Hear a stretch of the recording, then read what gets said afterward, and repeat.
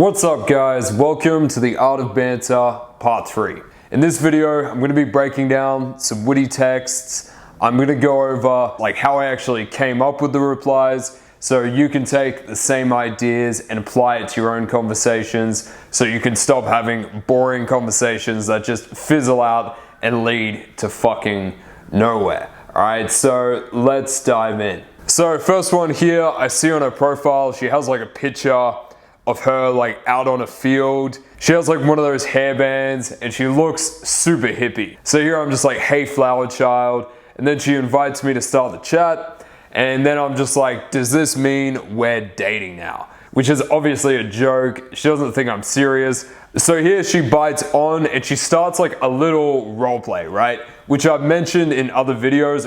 Roleplays are fucking great for making your conversations more interesting and having good banter, right? So then I'm just I'm down as long as Kramer can be our officiant. So I came up with this because I saw on her profile that she was into Seinfeld. So I thought, cool, let's incorporate that. It's relevant to her. It's really good when you can incorporate things in your conversation that are more relevant to the girl, or things that you know the girl will be interested in, right? Because then you'll get more receptive responses, they'll want to reply more, and it's just way fucking better, right? So that's why I involved Kramer in that text. So then she's just it'll be the greatest wedding ever, right? In case you're worried, I am literate and I do have a full set of teeth, right? Because one of my prompts is, I'll fall for you if you're illiterate and you have a full set of teeth, right? So she's biting on that. She's kind of qualifying her a little bit. I mean, the bar's set pretty fucking low, but she's qualifying anyway. So then I'm damn, and you have more teeth than you do children, right? Which is a funny proposition. It's having more teeth than children. And also it baits her into qualifying a little bit more. So then she's I have 5 children from a previous marriage. Will that be a problem? Now this next text is definitely a little bit risky. It's a little bit of dark humor. I knew it would work with this girl. Just based off her profile, I could tell she'd be able to handle it. But to be honest, if you sent this text to some girls, it would go running for the fucking hills, right? So you gotta be careful when you use dark humor, right? But I knew it would work here. And if you get the inkling that a girl's gonna be into dark humor, it can be really good to do because it shows that you kind of speak their language. So then I'm not after we push them off a cliff. I know, fucking savage. And then she's can't risk going to prison again.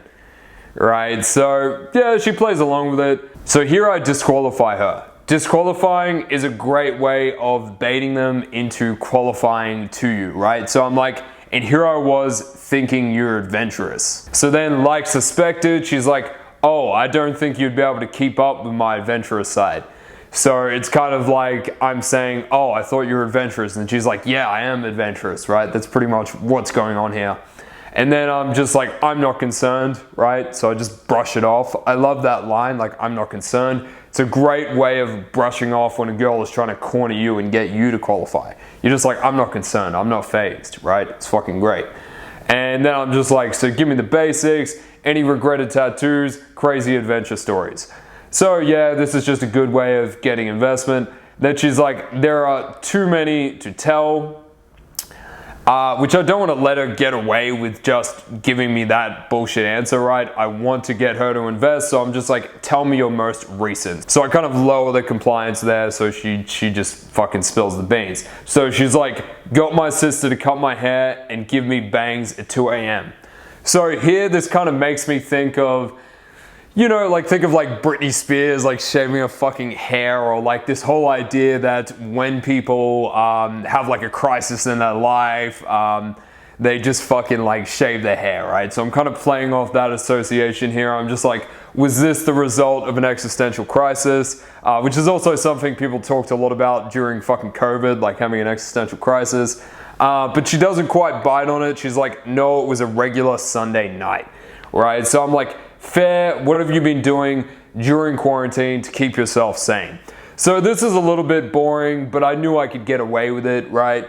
So she's watching a lot of movies, baking, doing coke, and yoga. What about you? What a fucking combination, right? So as soon as I get this response, I'm thinking, oh, okay, she's openly fucking talking about doing coke. She's probably a little bit more open-minded and less conservative, potentially even a little bit DTF, right? Because those things are definitely correlated. So I respond with just the essentials: reading, meditation, eating pussy, and working out, right? I love this line because, you know, it's like some pretty normal things like meditation, reading, working out, but then in amongst that is like eating pussy, right? So kind of the contrast there and the misdirection of it makes it pretty funny. And then she's like, I guess we've both had a wild quarantine then. And then here I'm just like, I'd say we combine our craziness and take this quarantine to the next level. So this is what I call introducing the we frame, which is really good because when she accepts the we frame, she's pretty much accepting the frame that you are two people who like each other, which is obviously fucking great. It's also a good way of avoiding like being too platonic or getting in the friend zone, right? So then she's like, what do you have in mind? And then I'm like, depends, do you like wine? And then, you know, it's just a typical closing sequence from there, which if you've watched my channel, you should very well be acquainted with by now. All right, so let's move on to the next one. So this one is based off a prompt. So this one, she likes one of my prompts, which is, what if I told you I'm the world's best human heater? And then she's just like, perfect, I'm cold 24/7. And then I'm just like, you sound like the perfect candidate for my pillow fort empire, right? So again, this is kind of like going into another little role play. Girls love the idea of like pillow forts and stuff like that. So it's just kind of silly and fun, but it works really well. And then she's like, you say pillow fort, I'm there, right? So she gives a pretty positive response. And then here I just get her to qualify. I'm like, okay, pillow queen, think you can handle my cuddle game. So I'm giving her something to qualify to, and I'm also introducing the frame of us cuddling, right? So this is something that takes a fair bit of compliance, but she goes along with it. She's like, oh, for sure, I'm a professional. And then here I decide to just go for the soft close. I'm like, I'll give you my very best professional opinion on our romantic date. And then she's just like, what's that going to be like? And then I'm just like, heaven, right? Which is pretty cocky, but again, it's almost like I'm putting forward like a prize frame, right? I'm framing myself as like I'm a prize, which is something girls usually do, but that's what I'm doing in this conversation. So I'm just like, heaven. And then she doesn't quite accept the frame, right? She challenges me a little bit. She's like, that's a bold claim. So here again, I just brush it off with, I'm not concerned. So, and then I just bait her into asking me about the date. I'm like, I even have a plan for it. Then she's like, what's the plan? And again, I use the date plan line, you know, you, me, a couple of drinks, which is, you've heard a bunch of times, and then just closing from there. All right, third one. Again, she likes the prompt. It's like, I'll brag about you to my friends if you're illiterate and have a full set of teeth, right? Which is fucking great. And then I just open with the typical, I'm like, you seem like my kind of girl. And then she's like, haha, I also have my fingers and toes. And then here I start another role play. You've probably realized by now, I use the let's get married, we're gonna get married, to start a role play a lot of the time, right? Because it's just fucking easy, it works, why the fuck not? So I'm like, damn, we better get married ASAP then. And then she's like, I guess it was meant to be. And then here I want to bait her into qualifying again. So I'm like, there are certain qualities you must possess in order to be considered for the position of wifey though. It's like the name of the dude and then wifey, right? So then she's like, ha ha ha, let me hear him. And then I'm like, 1, love for wine. 2, likes being choked. 3, great cook. So again, this is good because it's got like a bit of contrast in there, right? It's like love for wine and great cook is pretty like normal, but then likes being choked very much stands out in contrast. Now, this is pretty sexual pretty early, right? Usually I would kind of build it up, but here I just went straight for it. Fuck it. So then she was like, wow, lol. We're gonna get along just fine. So yeah, she's receptive to that, even though it's pretty sexual.